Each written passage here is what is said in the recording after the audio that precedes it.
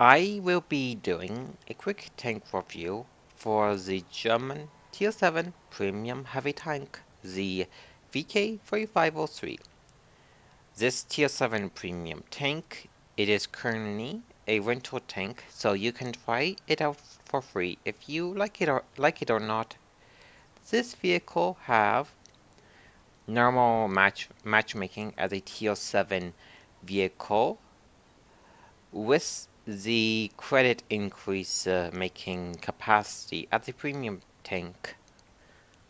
This tank, it is a good alternate crew trainer for your German heavy tanks while you are working down that line to train your crew members in, unless if you want to go with the low. This vehicle, when it comes to the stats, it is not that bad nor good. It is a mix between the Tiger 1 to the Tiger 2. For the most part, you will be playing this at a Tiger 1 still. One thing that I came across that was a bit of an issue for me is due to the armor of the vehicle in the front and from the side. It is easy for a accurate high-panning gun to injure the crew members and the modules in the process, so be careful about that. Let's cover the vehicle's stats now. Let's begin off with the firepower. You will be using a slightly better than average Tier 7 gun, the L71 88mm gun that is found on the Tiger 1 and any other vehicle that uses it. What is good about this gun exactly, you have a good aiming time, accuracy, good pen, and damage values. So you can penetrate most tanks easily enough while getting the large amount of damage done by the match if you can make use of this gun in the match. Aiming time, when you have a good crew with the perks and the equipment, you can have it down to 2 seconds for the aiming time. That is quite good for the L71 gun here. Rate of fire, when you have the proper equipment and perks, you can have around 8 rounds per a minute in theory. Turret traverse, it could be better, it could be worse. At 23, gun depression downward, it is good. 8 downward, so you can hillfight resist if you have to, while gun elevation upward, it is 14, so it is okay. The accuracy on this gun, it is quite good at .32, so you can hit the tank that you're aiming at for the most part. The survivability of the tank, it is good and it is bad. One thing that I would like to cover quickly before getting to the hit points and the armor value is the crew members and the modules can be damaged easily enough from a well-placed, highly accurate gun from the front, side, especially from the side here at the armor, it is paper thin. The engine, it can be set on fire easily enough at 20%, watch out for that. The ammo rack, it is located in the front part here, so a well-placed shot to the front part here where the ammo rack is being stored within the tank, the ammo rack can be damaged easily enough. Be careful about that. The hatch door here, it is a major weak spot, so if you have a high pen HE round and it goes in here, you can potentially damage all of the crew members and modules with a well-placed shot. Hit points, you have 1,400 hit points. That is a lot for this tier, so you can soak up enemy damage if you have to, just like the Tiger 1 and the IS-6, which is a tier up. Armor, it is not that great. nor bad when you add the angling added on top of it. The armor in the front, it is 100 millimeters with the angling added on top of it when you're angling as well. Most guns that you will be encountering at this tier can penetrate this tank easily enough.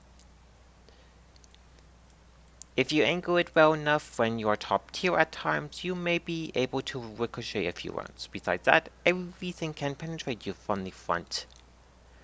The lower plate, the gun mantlet here, it is a weak spot. Most guns can penetrate that easily enough. Kevlar, it is a weak spot. The side armor, it is completely rubbish. 80 millimeters for the side and rear. The mobility of the vehicle, it is okay. The vehicle weighs about 65 tons. With the 700 horsepower engine, you will have a decent horsepower to ton ratio, about 11 horsepower to 1 ton. That means you will have a problem reaching the top speed at times of 38 kilometers when you're on flat terrain, going in a straight line at times. Besides that, you can reach it easily enough when you're going downhill. The hold reverse, it is okay at 12 degrees. Hold reverse, it could be better, it could be worse at 29. The camouflage rating, it is terrible. So you are going to be lit up easily enough. The view range, it is quite good for this tank. The base view range, it is 380 meters. When you have a good crew, with the binocular telescope or coated optics added on top of the tank, you have potentially having the maximum amount of view range in the game easily enough. The signal range for the radio, it is about 650 meters when you have a good radio operator in the tank here.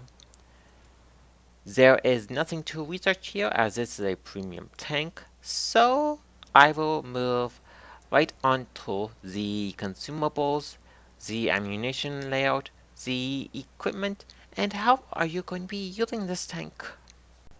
Let's begin off with the consumables. Consumables, I would go with a first aid kit, repair kit, and a fire extinguisher.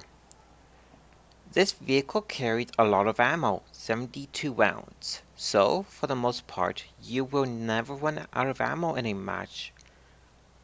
With that amount of ammo that you have, the majority of the ammo you're going to be using, it is AP and APCR. AP can pen most targets easily enough if you know where to shoot at it with. Save the APCR rounds for the targets that you have a problem penning at tier 7, 8, and 9 area that begin to have thicker armor at that tier. It's always a good idea to have a PCR on you on this tank at all of the times, just in case if you get yourself into a tier 8 or 9 match. A PCR will cost you 4,400 credits or 11 gold. HE rounds, it is a useful ammo type to use still, as you can do a bit of damage to the semi-armored targets such as light tanks, artillery pieces, or you can use it just to shoot debris in front of you if you have to. The equipment that I am using, I just threw on some equipment that I have laying around. The toolbox to have the repairs done faster, binocular telescope to increase the view range when it is being used. The other pieces of equipment that you can use is vents to improve the tank and the crew by a bit. To decrease the loading time, go with the large caliber tank gun rammer. The heavy spore liner is a bad idea to use as it doesn't improve the tank performance by much. The toolbox, as I mentioned before, it gets your repair speed done faster. This with the repair perk for everyone, your repairs will be done. Your repairs will be done quickly.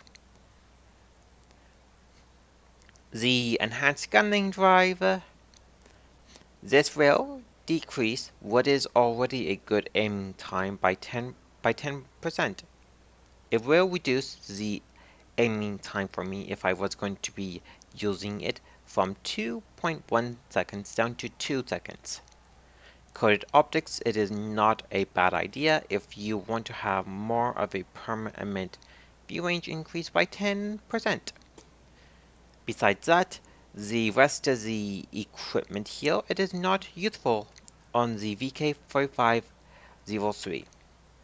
Now, how are you going to be playing this tank?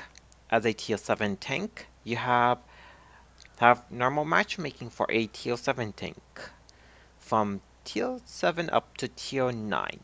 When you are top tier, you can do quite well in this tank if you know what you are doing. When you're in a tier 8 or 9 match, you can do well enough still if you know what you are doing. Now to the roles that you're going to be playing the VK in. This vehicle can be a good frontline tank if you know what you are doing, especially when you are top tier. This vehicle can be a good support tank to use when you are not exactly top tier.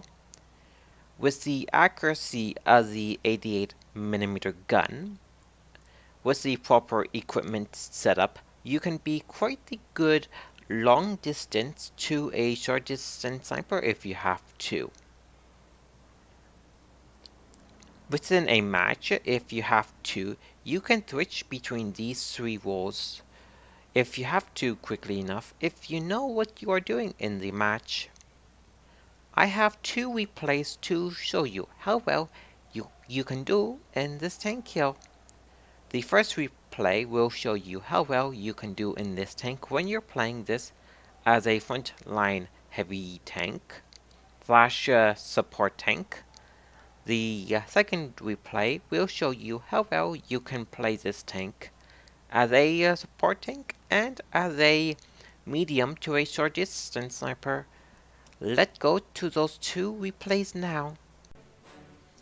This replay, I will show you how well you can do as a frontline heavy tank when you are top tier in a match like this, when you are using the VK4503. This vehicle, when it comes to the stats for a frontline heavy tank, it is not that bad, but it is important to know that you know what you are doing when you are playing this thing as a frontline heavy tank. Most vehicles that you will encounter when you're top tier can pin you easily enough if they know where to shoot you at.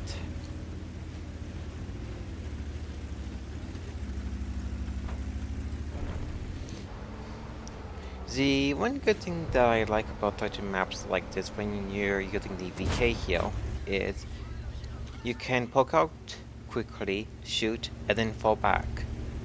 This is possible due to the amazing aiming time of the long 88 on the VK here.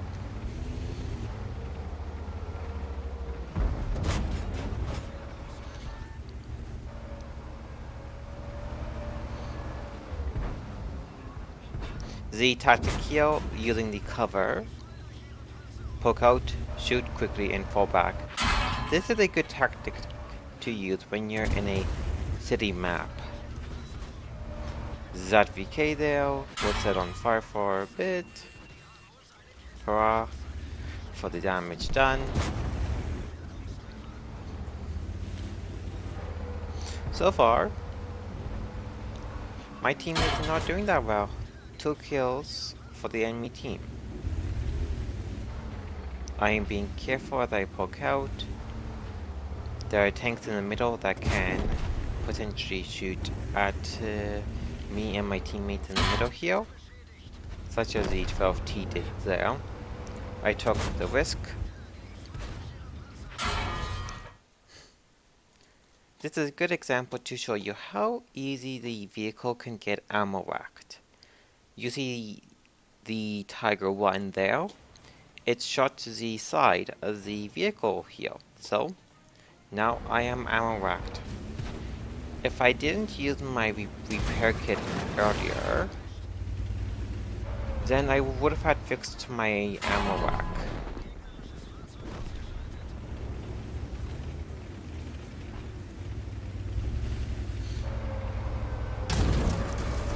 This GR1, G1R, I aimed at the engine department to damage the engine. The French Heavy missed me. I am aiming for a second shot. I got a side shot there. I am doing good so far. I have 4 kills. My team, we are in the lead, 10-4. As long as we can work together, we can easily win this match.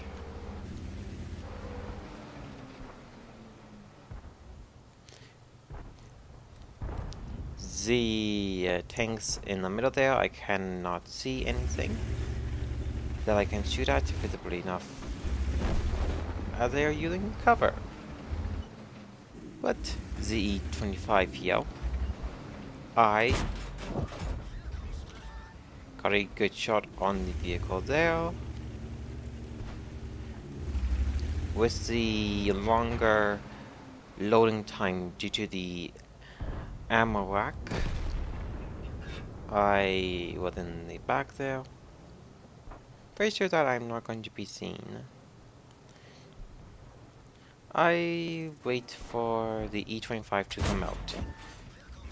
I got it down to a 1 shot now. With the loading time being done soon enough, I poke out to finish the E25. This is where I made the mistake. While keeping an eye on the E25 and the Cromwell, the AT7 shot at me. Not paying attention to that, the AT7 finished me off. If I had my ammo rack fixed earlier, I could have had killed the E25 and gotten a Top Gun in the process. This replay I did quite well for playing a top tier frontline heavy tank in the match here. For the 5 kills that I got, I did about 3,300 damage in the match. Let's go to the next replay, which I will show you how well you can do in the vehicle when you are playing it as a more of a support vehicle slash medium to a short distance sniper. Let's go to that replay now. This replay, I will show you how well you can do in the VK4503 when you're playing it as a support tank and as a medium to a short distance sniper, when you are top tier or not. Let's speed this replay up a bit.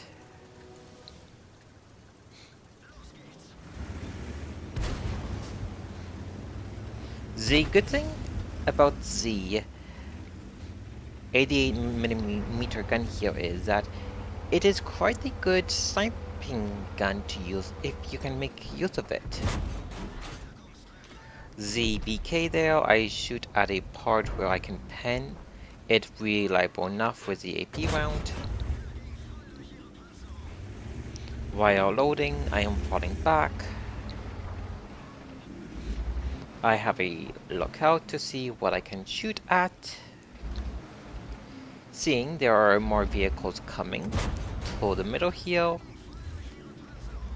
I'll shoot at the KB there. The pen when you are top tier, when you're sniping, is quite good, so you can get most of your shots to pen lower tier vehicles easily enough, especially heavily armored vehicles, such as the KB1 there. I'm trying to get a accurate shot to hit the top of the KB there, but I only damage the observation port of the tank. The BK there, I got a good shot on the side there. This vehicle, when you are sniping with it as a frontline vehicle, you can technically use what cover you have to poke out quickly enough if you have to shoot, then fall back, like I am doing here. As a support vehicle slash frontline tank, in a way.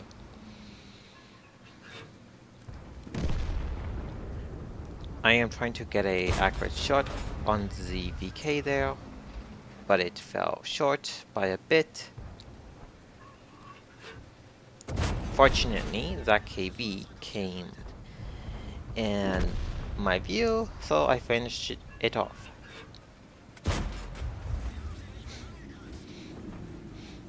Looked like that round ricocheted off of the vehicle with the pen loss at this range, but I got a shot on the VK there. Now, it is 9-4. I am keeping track of the T-34 there, as it's in a good position to shoot at us if we make our advance. This KB here, I got a good shot on it, taking 230 hit points off. That KB is using the howitzer, so I need to be careful about it, because the howitzer can do damage to me still.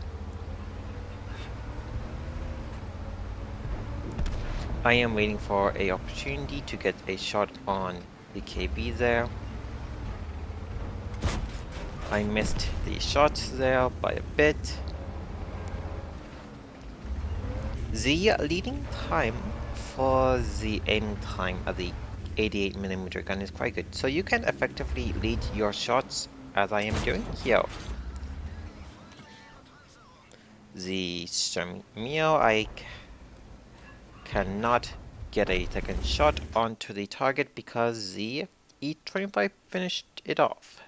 This replay, I did quite well for playing the vehicle as a support role slash medium to a short distance sniper when I am top tier.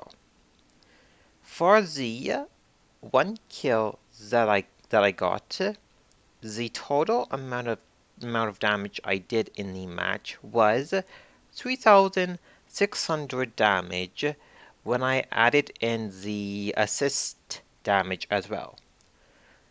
Let's go to the garage now to do a brief recap on the VK4503.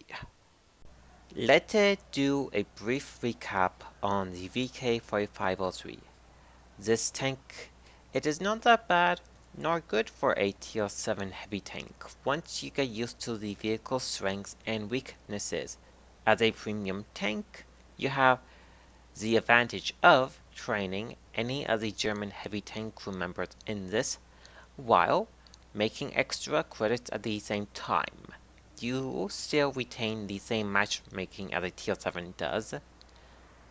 When I compared credits that I made in the VK compared to, let's say, a Tier 8 premium tank. The Tier 8 premium tank make more credits than the VK here.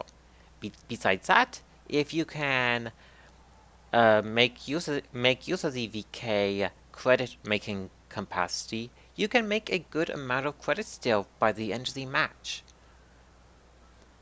This vehicle, if you play towards its strengths, its weaknesses, and get used to it, you can do quite well in this tank. I hope that you learn a thing or two about the VK4503 and how to use it properly. Remember that this tank, for the current time being, it is a rental tank. So, if you like the tank, then you can buy it in the shop if you want to. Good luck on the battlefield, everyone.